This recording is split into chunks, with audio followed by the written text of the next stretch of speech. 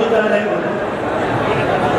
जिस मंत्री की ना चाले, जिस मुख्यमंत्री की ना चाले, जिस सरकार की ना चाले, फिर उस सरकार का फायदा के हमें तो सरकार ऐसी थी है, ऐसी सरकार जननायक ज्योतिरादित्य की थी, जिसमें मंत्री की नहीं आम जनता की तरह करती थी।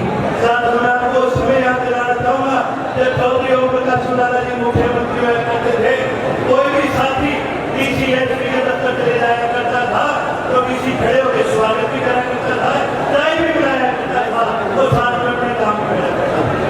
और आज प्रदेश के हालात हो गए, आम आदमी छोड़ो, जो कोई एमएलए मंत्री भी इनके द्वार पर चले जाए, आधा घंटा उसमें बाहर बिठा देंगे, कह देंगे किसी साहब को मीटिंग में बैठे हैं, बाद में या रात ही लोग आज हमारे प्रदेश के घर हुए।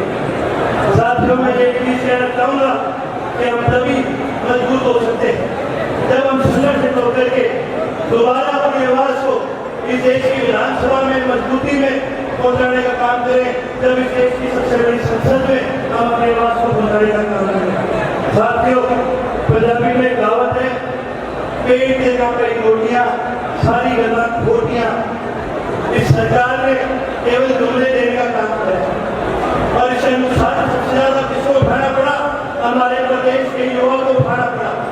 आज साथियों, हरियाणा प्रदेश में इतने ऐसे सैकड़ों गांव हैं जो आज खाली हो चुके हैं। करनाल में गोलपुरा, जींद में दुराना, मोरथी, कालवा, कैथल में मोटोर, ये ऐसे गांव हैं जहाँ पर आपको युवा नहीं मिलेंगे। आज वो युवा बेचारा बन चुका है, मजबूर हो चुका है, अपनी जमीनें गिरवी रखे धमकी रूप से बाहर जाने का काम कर रहा है। और सरकार के लिए भी कितनी दिक्कत की बात है, और उनके परिवार के लिए भी कितनी दिक्कत की बात है। कई बार युवा की मृत्यु हो जाती है, परिवार को महीने महीने इंतजार करना पड़ता है, 2-2 महीने इंतजार करना पड़ता है, वो युवा वापस कभी अपने परिवार के पास नहीं होता। आज हमारे प्रदेश के हालात दिन प्रतिदिन बदल करते जा रहे हैं। एक समय था जब हरियाणा खेल के अंदर खेल का सबसे बड़ा प्रतीक माना जाता। भाइयों, मैं आपको बताना चाहूंगा, कॉमनवेल्थ गेम में आज तक कुल मिलाकर के भारत देश में 560 मेडल जीते और 560 मेडल में से हरियाणा प्रदेश के युवाओं ने, हमारी बहनों ने, हमारे भाइयों ने 163 मेडल जीतने का काम किया। और तुलना करके बताना चाहूंगा कि गुजरात के खिलाड़ियों ने आज तक केवल 3 मेडल जीते। अब आप सोचोगे ये बात क्यों बता रहा?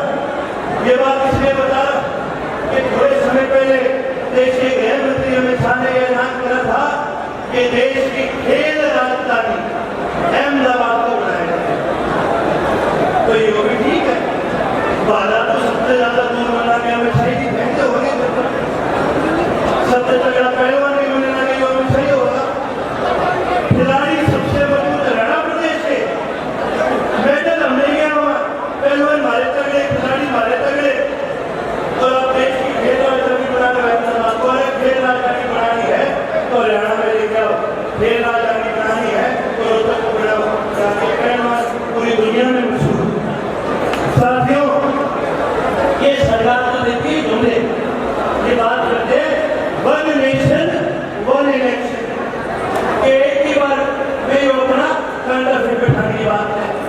अगर इन्हें बात करनी है तो वन नेशन वन एजुकेशन की बात करो, वन नेशन वन हेल्थकेयर की बात करो।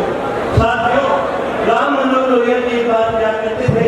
वो कहते थे कि जब तक वन नेशन वन एजुकेशन नहीं होगा तब तक किसी भी प्रदेश का विकास नहीं हो सकता। और सरकार ने क्या करने का काम करा?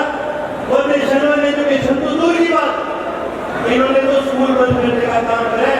आज दुख की बात है, हरियाणा में सरकारी स्कूल कम है तो सरकारी ठेके ज्यादा खुली है।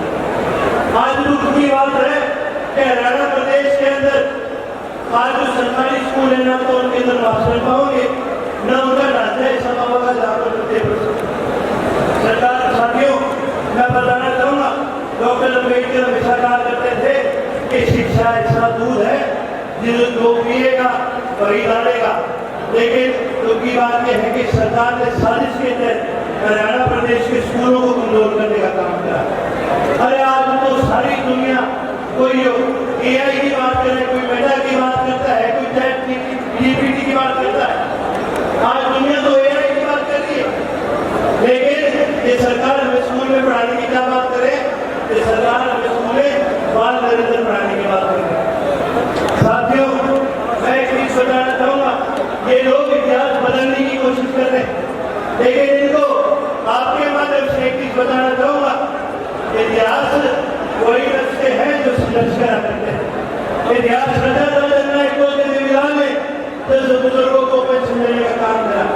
इतिहास रचा था स्वर्गीय लोकपुरुष चौधरी ओम प्रकाश चौटाला ने, जब सरकार आपके द्वार लाने का काम करा था। इतिहास रचा था चौधरी अभय सिंह चौटाला ने, जब इस भारत देश के इकलौते विधायक थे जिन्होंने किसान आंदोलन के अंदर अपना इस्तीफा देने का काम करा। साथियों, इतिहास दोबारा बदलने का काम करेंगे जब इस मंच पर चौधरी अभय सिंह जी द्वारा इस भारतीय जनता पार्टी के नाम का आगाज करने का काम करेंगे। अंत में यही कहना चाहूंगा कि आप सभी भी इस संघर्ष में चौधरी अभय सिंह जी का साथ देने का काम करें। इसी बात के साथ मैं अपनी वाणी को विश्राम देने का काम करूंगा, लेकिन उससे पहले एक बार सभी साथियों से ये अनुरोध करूंगा कि सभी मिलकर मेरे साथ नारा जरूर लगाएं, ताकि तमाम दुनिया जो यहाँ तक नहीं पहुँच सकी, जो साथी देख रहे हैं, उन तक भी ये संदेश पहुँचे कि अब इस भारतीय जनता पार्टी का आगाज हो चुका है। अब किसान और मेरे के संघर्ष की शुरुआत हो चुकी है। सभी साथी मिलकर मेरे साथ नारा लगाए, जननायक चौधरी विलाल अमर है, लोकपुरुष चौधरी ओम प्रकाश चौटाला अमर है, चौधरी अभय सिंह संघर्ष करो, हम तुम्हारे साथ हैं, चौधरी अभय सिंह संघर्ष करो, हम तुम्हारे साथ हैं। जय हिंद, जय हरियाणा। बहुत बहुत धन्यवाद अजीज। मैं मंच की कार्रवाई आगे